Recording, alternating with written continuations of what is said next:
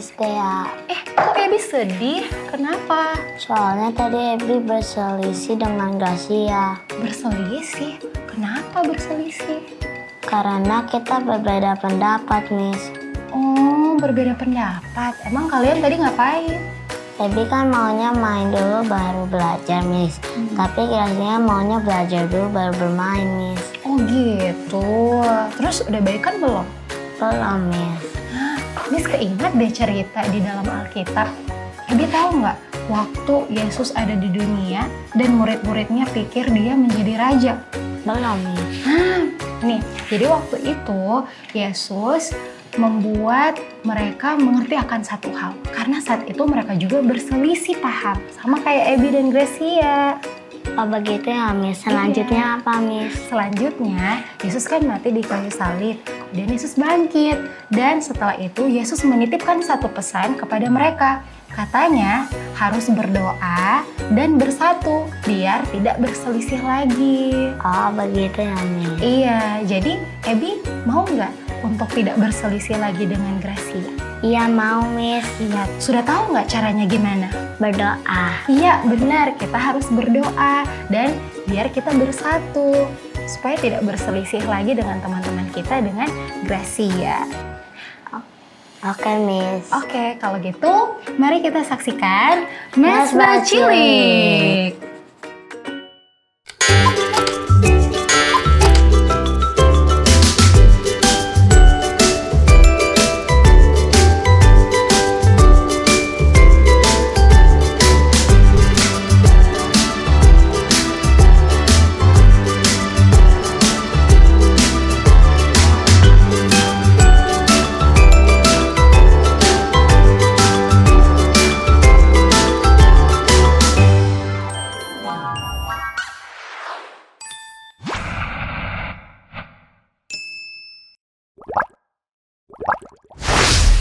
Pernahkah kamu berselisih paham dengan sahabatmu?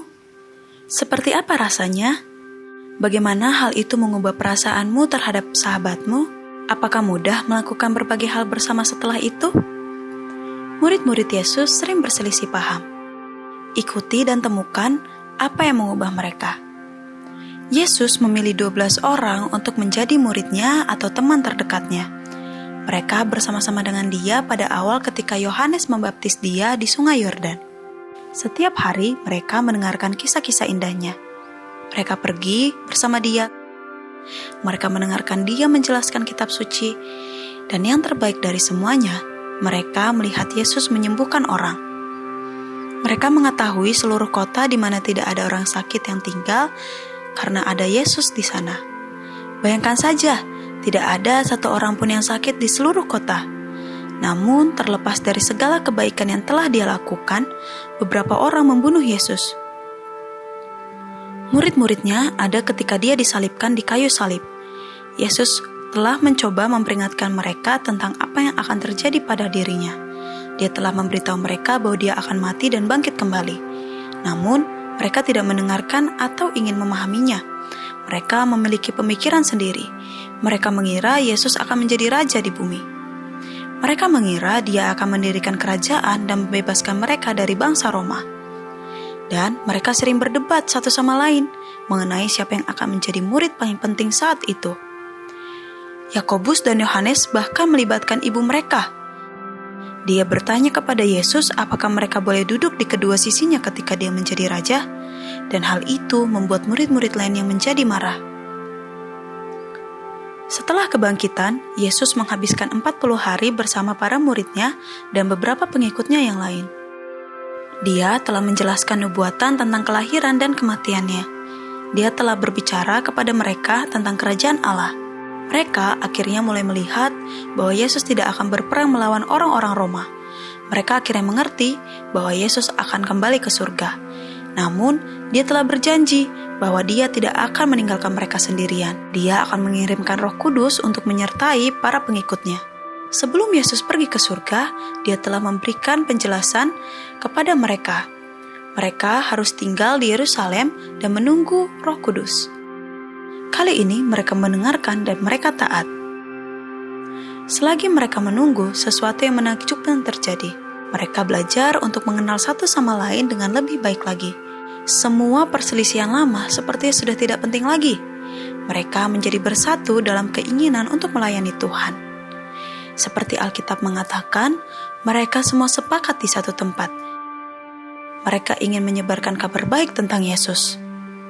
Mereka ingin menceritakan kepada orang lain bagaimana Dia datang di dunia ini dan mati bagi semua orang. Mereka ingin semua orang tahu bahwa Yesus telah kembali ke surga. Mereka siap memberitahu orang lain bahwa Yesus akan datang kembali untuk membawa kita hidup bersamanya. Doa membantu menyatukan mereka. Doa membantu mereka melayani Tuhan.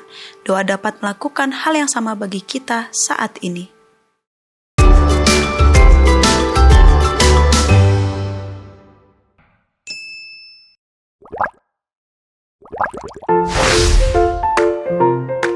Halo sahabat Cilik Hope Channel. Hari ini Miss Rania bersama Gwenda. Hai Gwenda. Halo, Miss. Oke, jadi hari ini Gwenda, Miss Rania boleh tanya-tanya nggak? Boleh, Miss? Oke, Gwenda pernah nggak kasih hadiah ke teman-teman? Pernah Gwenda pernah kasih ke siapa? ke Mama. Ke Mama. Gwenda kasih apa kalau boleh tahu? Pas lagi hari ibu, aku kasih hadiah kayak kertas isinya Happy Mother's Day, Ma. Terus kasih kertas yang berbentuk hati. Wah, kira-kira Mama gimana responnya dari hadiah itu, Gwen? Senang, terus peluk aku, Miss. Oke, nah Gwenda, dari yang Gwenda sudah ceritakan tadi, itu artinya Gwenda sudah sayang dan peduli kepada Mama, betul tidak? Betul, Miss. Oke, sahabat Cilik Hope Channel, hari ini kita akan melakukan activity mengenai kepedulian. Gwenda siap? Siap, Miss. Oke, mari kita mulai. Gwenda, teman-teman di rumah, kita juga di sini ada kertas, ada gunting, dan ada pena. Mari kita mulai. Yang pertama, kita lipat dulu menjadi 2. Kita lipat menjadi 2. Gwenda bantu Miss Rania gunting ya. Iya, Miss. Oke, Gwenda boleh ambil satu guntingnya. Gwenda bantu Miss Rania gunting.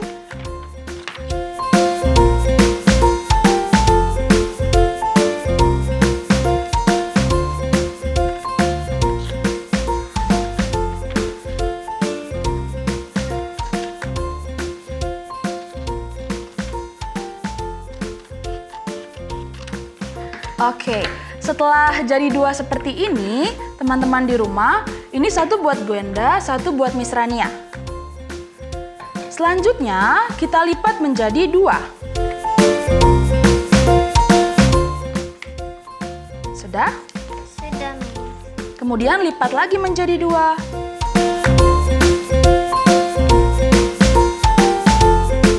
Sudah. Saat sudah seperti ini,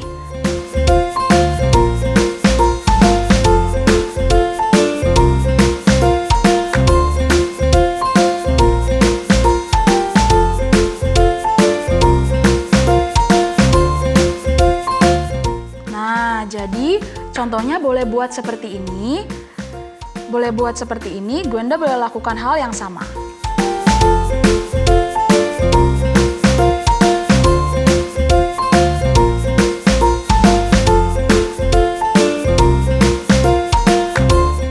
Nah, coba misalnya lihat Gwen. Nah, sudah seperti ini. Mari kita ambil gunting. Kita gunting sesuai pola yang sudah dibuat. Pelan-pelan ya, Gwen. Iya, Miss.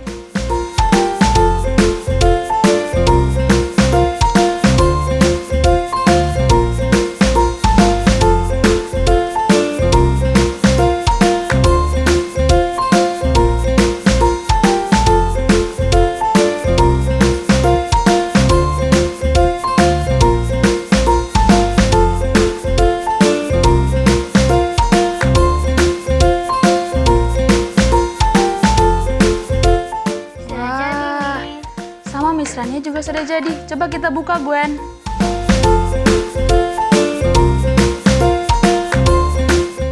Wah, Gwenda jadi nggak? Jadi, Miss. Wah, oke. sahabat Cilik Hope Channel, jadi hasilnya seperti ini. Ini dinamakan kertas kepedulian. Jadi di sini ada 4 anak yang saling bergandengan tangan. Sekarang Gwenda, selanjutnya Miss Rania boleh nggak minta Gwenda untuk tulis di paper itu. Coba Gwenda beri nama. Ini ada berapa orang, Gwen? Ada 4 nih. Ada 4. Gwenda boleh bantu Miss Rania tuliskan 4 nama orang-orang yang Gwenda sayangi, yang Gwenda sangat peduli. Oke, Mi. Miss Rania tunggu ya.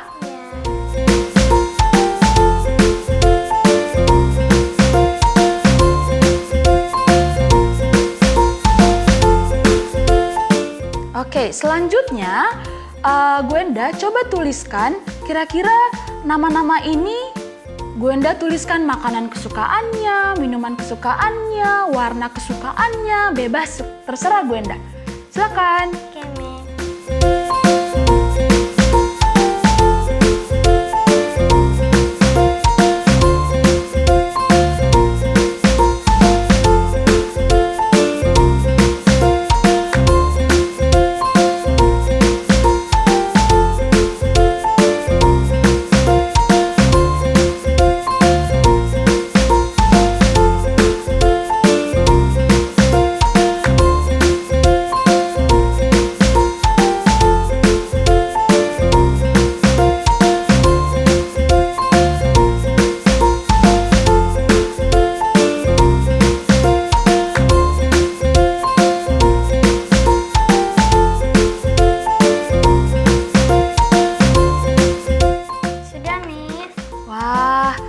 Sahabat Cilik Hope Channel, coba tunjukkan Gwenda.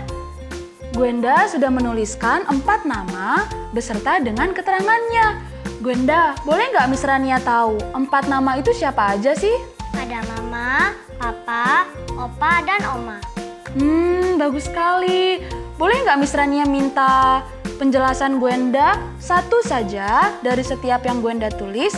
Apa makanan kesukaannya, minuman, atau apapun yang Gwenda tulis? Oke, yang satu Mama. Makanan kesukaannya ada mie instan. Selanjutnya? Minuman favoritnya adalah minuman soda.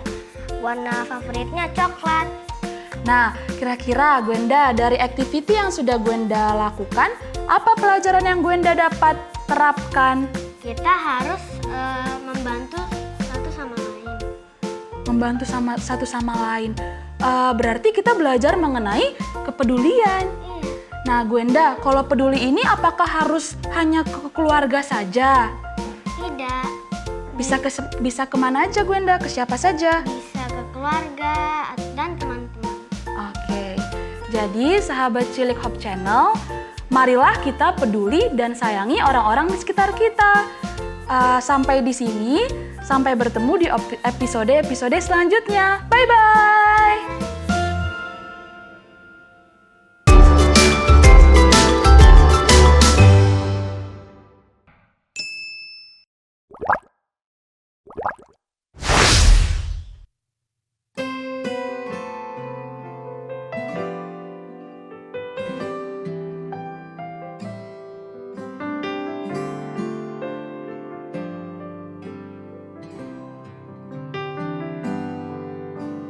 Janganlah kamu menghakimi,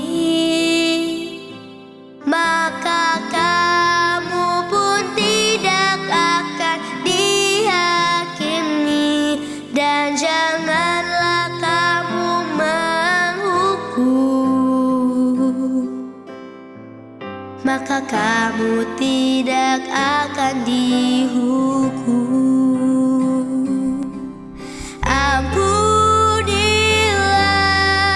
Ampunilah, dan kamu akan diampuni.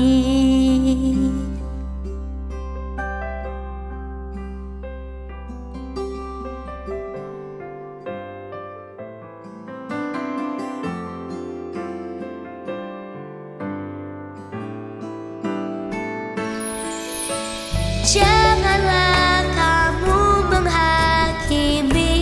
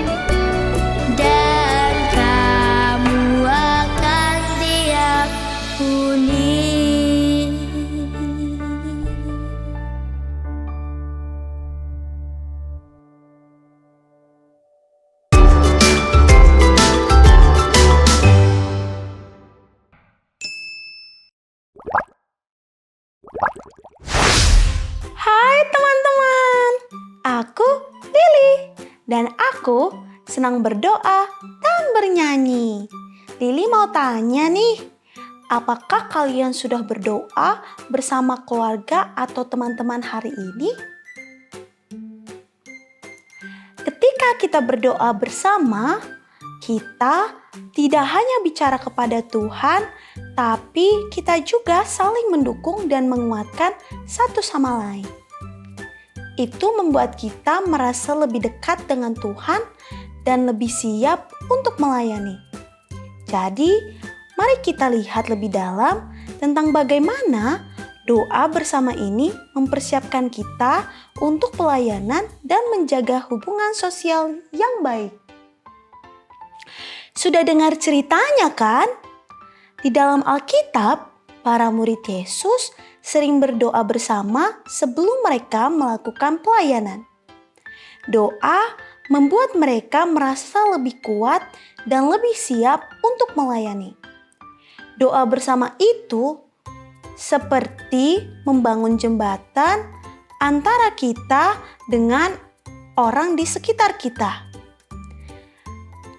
Kita saling berbagi beban, saling memberi semangat, dan saling mendoakan. Ini sangat penting untuk menjaga hubungan sosial yang baik. Hubungan sosial yang baik membantu kita merasa lebih bahagia dan lebih sehat. Misalnya, ketika kita merasa didukung oleh keluarga dan teman-teman, kita merasa lebih tenang dan tidak mudah stres. Kita tahu ada orang lain yang peduli dan mendukung kita. Selain itu, hubungan sosial yang baik juga dapat membantu kita dalam pelayanan. Ketika kita bekerja sama dan saling mendukung, kita bisa melakukan lebih banyak hal baik dan membantu lebih banyak orang. Doa bersama membantu kita membangun tim yang kuat dan penuh kasih. Nah, ada tips untuk menjaga hubungan sosial kita tetap baik, yaitu berdoa bersama. Itu tidak hanya membantu kita secara rohani, tetapi juga menjaga kesehatan kita secara keseluruhan. Benar sekali. Jadi teman-teman, pastikan kalian selalu meluangkan waktu untuk berdoa bersama keluarga dan teman-teman lainnya juga. Dan jangan lupa, hubungan sosial yang baik itu sangat penting untuk kesehatan kita. Semoga kita selalu ingat untuk berdoa bersama dan menjaga hubungan sosial yang baik. Dengan begitu, kita bisa melayani Tuhan dan sesama dengan lebih baik lagi dan merasa lebih sehat setiap hari. Bye-bye Sobat Mesbah Cilik!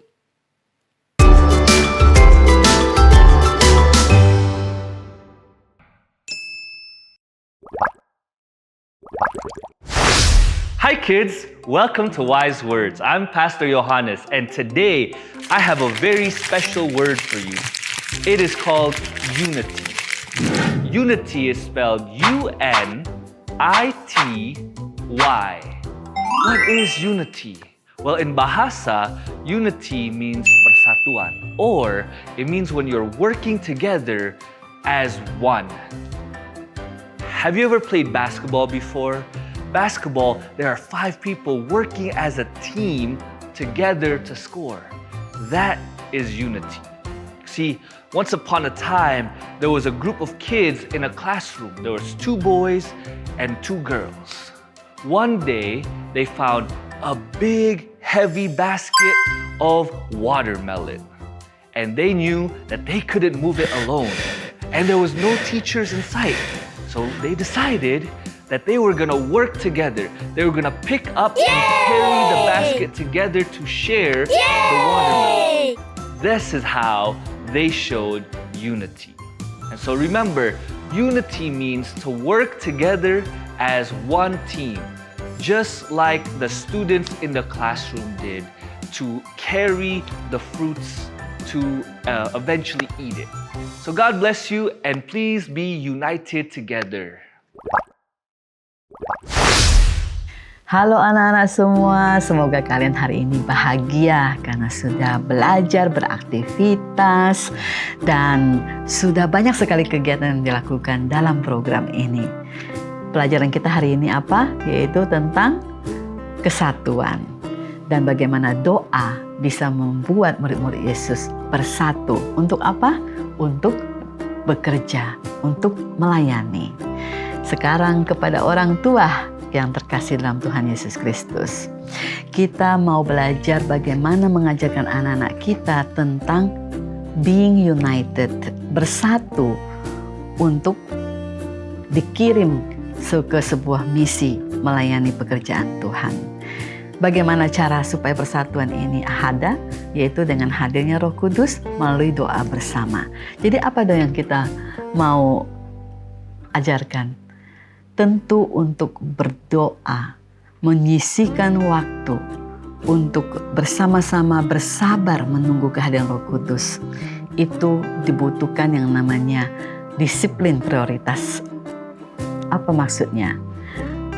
Tanpa adanya prioritas, kehidupan kita setiap hari itu pasti sangat penuh dengan jadwal. Apalagi juga anak-anak kita. Mereka bersekolah, les, belum ngerjain PR, belum lagi kegiatan-kegiatan yang lainnya. Seringkali kita lupa memeriksa apakah anak kita punya waktu bersama dengan Tuhan. Apakah anak-anak kita punya waktu untuk berdoa dan punya waktu yang dikesampingkan, yang disiapkan untuk melayani. Nah, jangan-jangan kita pun demikian. Saking sibuknya kita juga kadang-kadang sering lupa. Sehingga kita hanya melayani Tuhan melalui sisa-sisa waktu yang ada. Nah, itulah pelajaran yang terkait, yang penting yang kita bisa lakukan untuk anak-anak kita. Berikut ini tipsnya. Untuk menolong anak kita melayani Tuhan sebagai sebuah prioritas, kita tentu perlu menjelaskan kenapa sih melayani pekerjaan Tuhan itu sangat penting, bukan sebuah opsi. Karena anak-anak kita ketika mereka percaya kepada Tuhan Yesus Kristus sebagai juru selamat, mereka menjadi pengikut Yesus, maka melayani pekerjaan Tuhan adalah bagian dari pertumbuhan rohani mereka sebagai seorang Kristen. Maka kita perlu memastikan sejak dini, sejak kecil mereka sudah melayani, tidak perlu tunggu kalau sudah dewasa. Banyak cerita di Alkitab tentang anak kecil yang dipakai oleh Tuhan, tentang Samuel yang dipanggil ketika masih kecil. Jadi itu bisa menjadi sebuah contoh bahwa Tuhan tidak memanggil hanya orang besar, orang dewasa, orang tua, tapi Tuhan juga bisa memanggil dan menggunakan anak kecil ini untuk melayaninya. Tuhan itu peduli dengan bagaimana kita menghabiskan waktu kita. Itu juga pelajaran yang penting untuk anak-anak sejak dini. Bahwa Tuhan tidak hanya memberikan waktu sehari penuh. Tuhan mau waktu itu digunakan dengan tepat. Dan Tuhan mau ada bagian waktu yang diberikan untuk pelayanannya. Begitu juga dengan setiap talenta yang sudah diberikan. Itu juga adalah prioritas yang harus digunakan oleh anak-anak kita untuk melayani pekerjaannya. Kemudian yang kedua, untuk membantu anak kita belajar bahwa melayani pekerjaan Tuhan adalah sebuah prioritas, maka mereka kasih kesempatan kepada anak-anak untuk menemukan cara di mana mereka bisa melayani. Jadi tidak harus kita yang memberitahu, mereka bisa berpikir dan menemukan cara yang sederhana dari mulai membantu pekerjaan di rumah, di dapur, di kamar mereka sendiri, di tetangga. Biarlah itu memancing kreativitas mereka dan inisiatif mereka sendiri untuk melayani orang lain. Yang berikutnya, melayani Tuhan tidak hanya dengan menggunakan kata-kata kita atau hanya dengan kita pintar berkhotbah atau mengajarkan kitab suci, tetapi juga tidak hanya menyediakan waktu. Yang penting juga Tuhan mau kita menggunakan semua kemampuan kita, apa yang kita miliki. Nanti waktu mereka dewasa, uang mereka, aset mereka, sumber daya mereka juga tidak ragu-ragu untuk digunakan untuk pekerjaan Tuhan. Tentu kita sebagai orang tua harus jadi contoh ya. Kita juga harus berani menggunakan semua sumber daya kita untuk pekerjaannya. Dan yang terakhir, bahwa anak-anak kita belajar untuk melayani itu. Mereka perlu berada di satu tempat di mana Tuhan bisa mempersatukan dengan orang lain, teman-teman yang lain. Ada sebuah kesatuan ketika mereka berkumpul di komunitas gereja misalnya, dengan anak-anak yang memiliki misi yang sama, dan mereka bisa bekerja bersama-sama. Mereka belajar berdoa bersama, mereka belajar untuk dipersatukan oleh kehadiran Roh Kudus. Tidak ada seseorang yang lebih besar daripada yang lainnya. Dan tidak ada hal yang lebih penting, lebih besar daripada melayani kerajaan Allah. Biarlah itu menjadi bagian sukacita anak-anak kita di dalam perjalanan mereka. Saya tutup dengan nasihat Tuhan di dalam Filipi 2 ayat 1-3, supaya kita bersatu dan saling merendahkan diri seperti Kristus. Tidak mencari kepentingan diri sendiri, tetapi hendaklah dengan rendah hati seorang yang menganggap yang lain lebih utama daripada dirinya sendiri. Tuhan Yesus memberkati.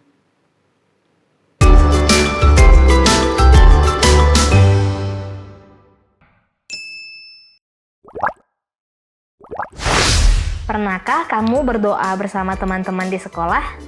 Pernah. Bagaimana perasaanmu saat itu? Senang. Nama kamu siapa? Halo, nama aku Naomi. Pernahkah kamu berdoa bersama teman-teman di sekolah? Pernah. Bagaimana perasaanmu ketika berdoa bersama? Senang ya, karena bisa mendoakan orang lain.